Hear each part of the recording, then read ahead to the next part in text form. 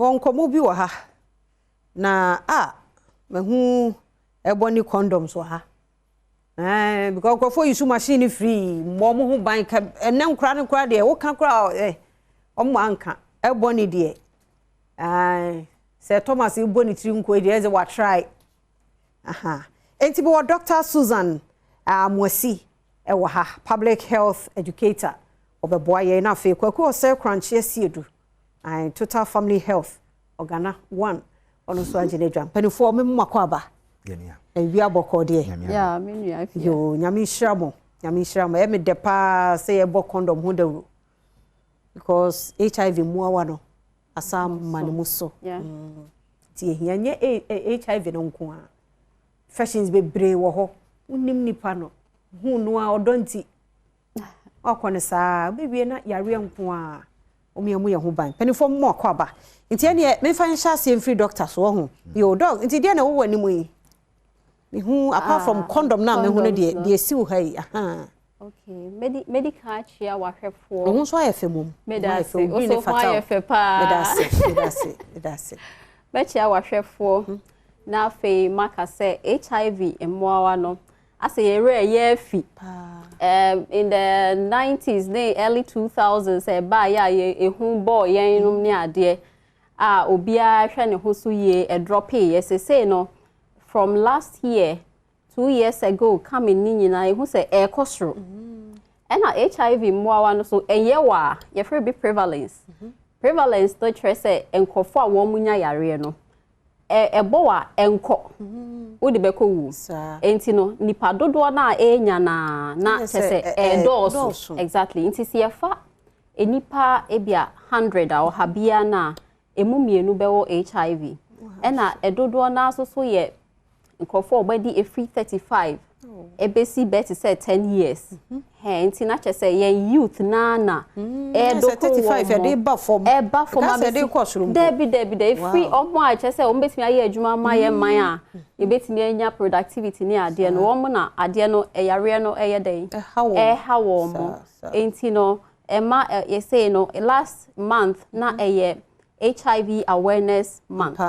Enti 1st December and another World AIDS Day. Enti ye pese this week we nyina ebode ro e trenko for how to prevent it. Enti prevention no ye obu mienu either say won worry ya obe abstain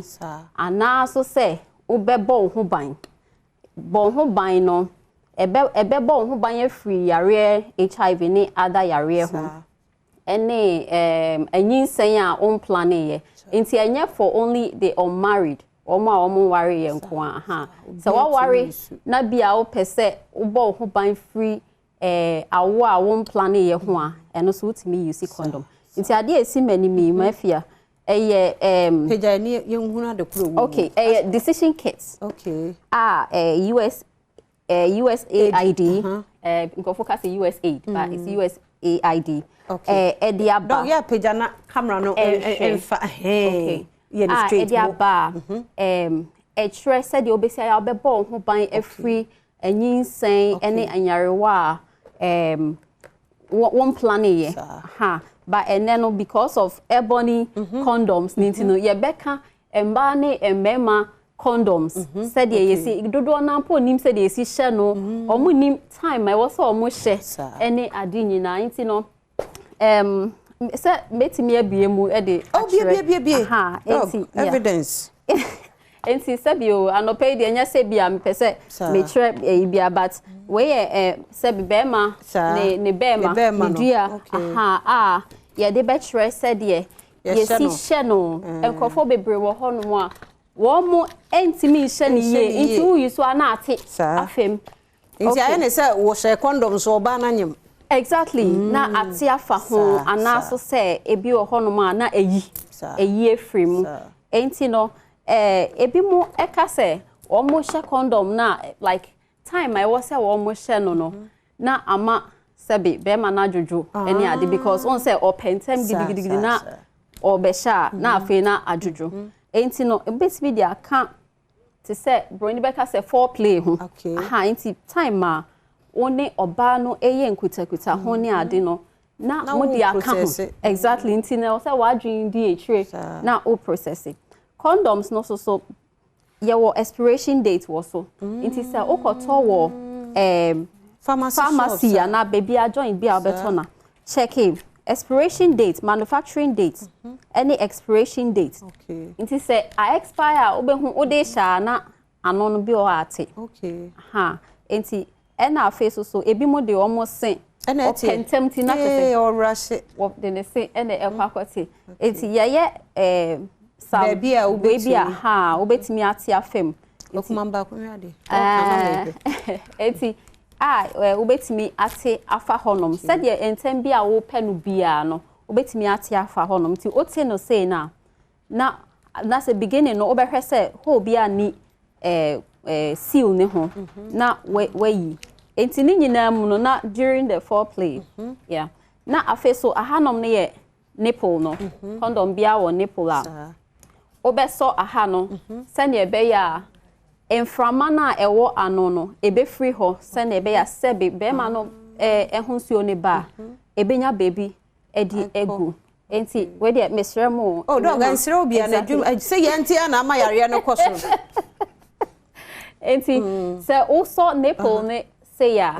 na ode ahye no you see eti na wa rolly no matter how quick you want it. I will say a hanom no aye mremremre inti sene be ya se be ma no ho ba ebegum de mpesa me san try dey say e was se be ma no gina so ansa na wati media hye eni se bro be ka say flaccid to say hange ho but I say e gina so ansa na wati me e di ahye so enti wo di ahye so na aye ano ha no na modi magro enti after agro no then you use a tissue enisa wo train ma ejojo nyesa enti mi enyi emba na odi tissue no why tissue kama nti pa oba na odi tissue aide asho wo dem ho na odi tissue ni si wo mpa ho ena we ni so si wo mpa ho na odi ayeden ode a pulling no kakrebi na watching every home then you dispose it and ye boho there is say mo fan to toilet mu and flush it into o wrapping no kama na ode ato dustbin mu because uja ne sa entatia enipa honsuo no bebre into a twin tatia na bo so mbo atimi tafrin ho ni ade nti o kata so nyina se ya na odi ato dustbin mu nti we ye emema condom no de prevent pregnancies and saying yarewa bebre apart from even HIV no yarewa bebre wo honoma ebo ho ban e time no so aso nti we dey fast na me patron dey mad dey no so Emma dear no so very quickly. Emma dear dey good wo ho ne se obetimi ahye even before se obe call o partner ne ho. Nti wo kope na wo de ahye. Eno so sai wo sa we say no wo ho. Na dey asem. But eno so ye very good ebo nipa ne ho ban. Nti say na etie. Right. Eti say. Nti dey den no obe ye ne say na odi den ne be kwa asie no obe bend ne say na odi ahye cervix nim eno abegyae ne ho agum na owura ho no ma ebegyae na wodonsa